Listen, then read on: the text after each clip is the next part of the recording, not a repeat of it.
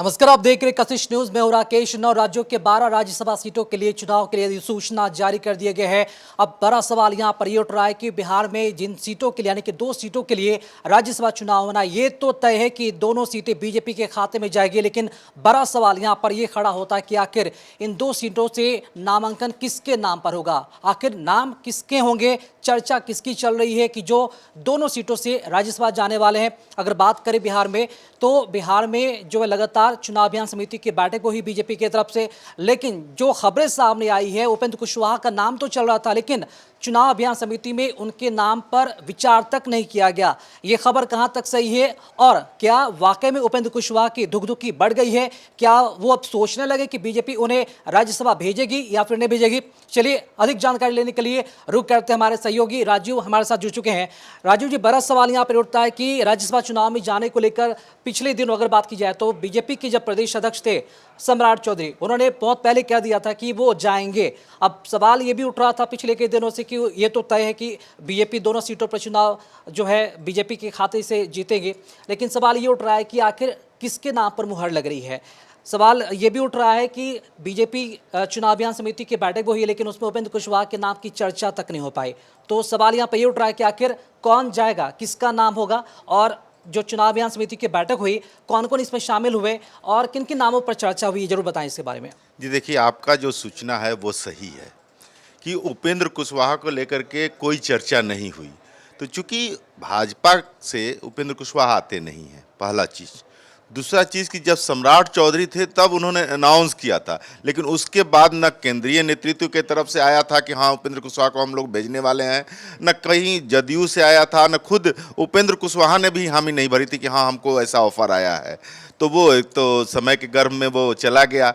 और जब भाजपा चुनाव समिति की बैठक हुई और उसमें सारे सदस्य जब मौजूद रहे, वरीय सदस्य मौजूद रहे, उसमें उपेंद्र कुशवाहा का नाम नहीं आया, तो ये सबसे चौंकाने वाली बात है कि कहीं न कहीं कुछ न कुछ लोचा है कि उपेंद्र कुशवाहा जाएंगे कि नहीं जाएंगे।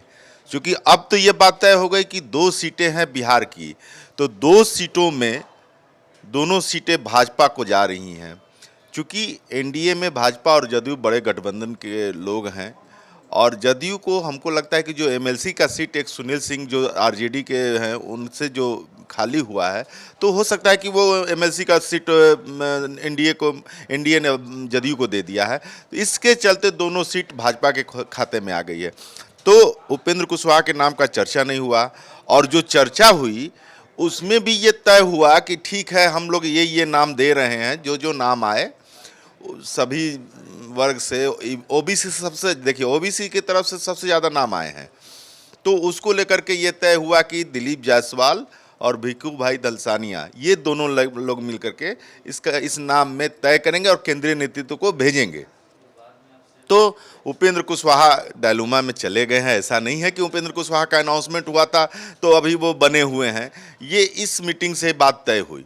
अब रह गई दूसरी बात कि उपेंद्र कुशवाहा का नाम क्यों नहीं वहाँ आया। एक ये भी कारण हो सकता है कि उपेंद्र कुशवाहा का नाम ऑलरेडी चला जा चुका है, उनसे बात हो गई है, केंद्रीय नेतृत्व ने तय कर रखा है, तो एक सीट को लेकर के चर्चा हुई होगी, तो स्वाभाविक है।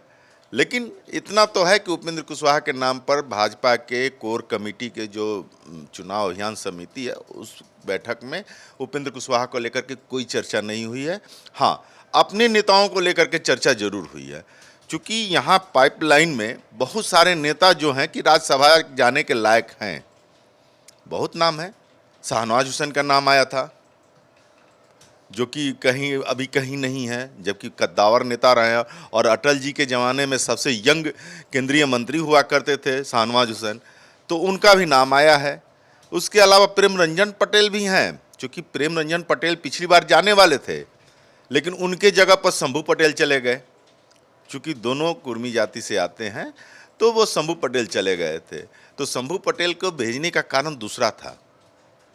नीतीश कुमार कुर्मी जाति से आते थे, उस समय नीतीश कुमार महागठबंधन में थे, और नीतीश कुमार को काट देने के लिए, चूँकि नीतीश कुमार के अगेंस्ट होता है धानुक, कुर्मी में बहुत सारी जातियाँ उपजातियाँ हैं, धानुक को देना था, तो धानुक को दे दिया गया कि भाई नीतीश कुमार के वोट बैंक में हम लोग सेंध लगाएंगे धानुक के नाम पर। तो इसके चलते, जबकि प्रेम रंजन पटेल काफ़ी एलिजिबल थे, प्रेम रंजन पटेल विधायक रह चुके हैं, प्रवक्ता रह चुके हैं। उसके अलावा उन्होंने अपना सीट भी डोनेट कर दिया भाजपा के केंद्रीय नेतृत्व के कहने पर जदयू को। तो वो नीडी थे, उन्होंने भाजपा के लिए बहुत कुछ किया है, अभी तक लगे हुए हैं, लेकिन वो नहीं गए। तो इनके भी नाम की चर्चा है। नाम तो बहुत हैं, लेकिन नाम पे जाने की ज़रूरत नहीं है, क्योंकि भाजपा है। भाजपा बहुत कुछ ऐसा करती है जो कि अप्रत्याशित होती है। आप देख लीजिए, हाल के दिनों में भीम सिंह चंद्रवंशी वो राज्यसभा चले गए, जबकि बहुत सारे लोग लाइन में थे, जबकि वो बाद में भाजपा में आए हैं, लेकिन वो भी चले गए। शंभू पटेल का नाम लिया, 3 साल पहले उन्होंने भाजपा ज्वाइन किया था और वो राज्यसभा सीधे चले गए।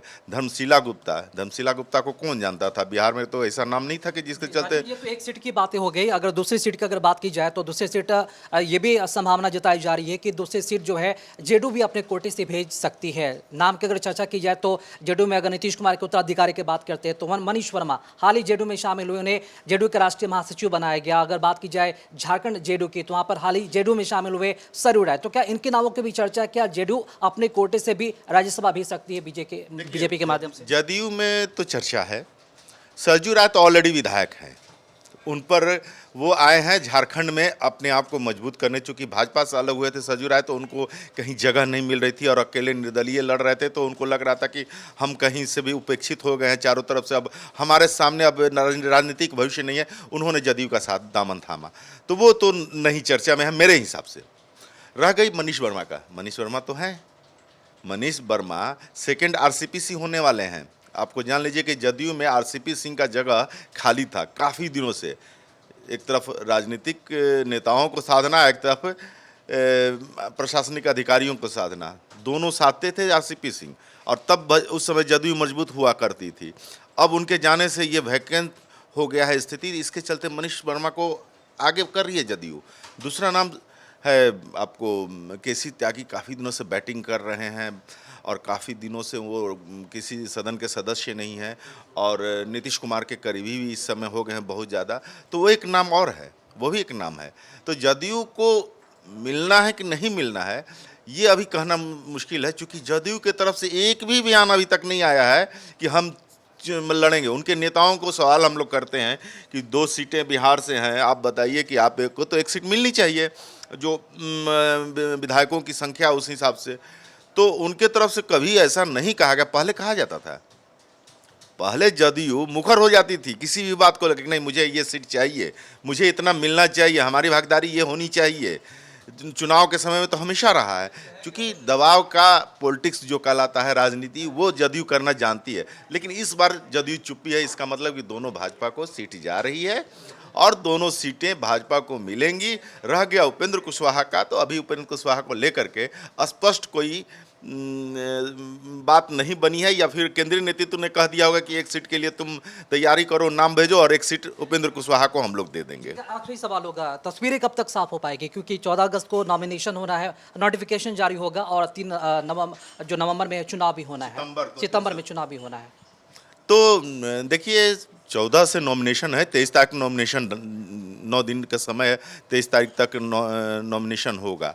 तो इस बीच हमको लगता है कि 14 के आसपास ही नाम, जैसे आज ये 12 हो गया, 13, 14 के बाद 15 अगस्त आता है। 15 अगस्त को लेकर के थोड़ी सी शिथिलता रहेगी, लेकिन 16 या 17 को नाम तो अनाउंस हो जाएगा। 16-17 आपके लिए समय है, हमारे लिए समय है, और उन नेताओं के लिए समय है जो कि उस क्यू में खड़े हैं कि हमको राज्यसभा जाना है। उनके लिए 16-17 काफ़ी अहम रहेगा। बिल्कुल, कई सारे नेता लाइन में खड़े हैं और इस बीच उपेंद्र कुशवाहा की दुखी भी लगातार बढ़ी हुई है कि आखिर उनके नामों पर विचार क्यों नहीं किया गया। बड़ा सवाल अभी भी यही उठ रहा है कि आखिर कौन होगा राज्यसभा का उम्मीदवार जिसे बीजेपी तय करेगी, वो राज्यसभा जाएगा बिहार से। फिलहाल इसका इंतजार रहेगा, बेसब्री से देखना होगा कि किन किन नामों पर चर्चा होकर फाइनली केंद्रीय चुनाव समिति उस पर अंतिम मुहर लगा पाएगी। बहुत बहुत शुक्रिया खबर पर ज्वाइन करने के लिए, और इसी के साथ हमारे कशिश न्यूज़ को आप देखते रहे। हमारे यूट्यूब चैनल को लाइक करें, शेयर करें और सब्सक्राइब करना ना भूलें।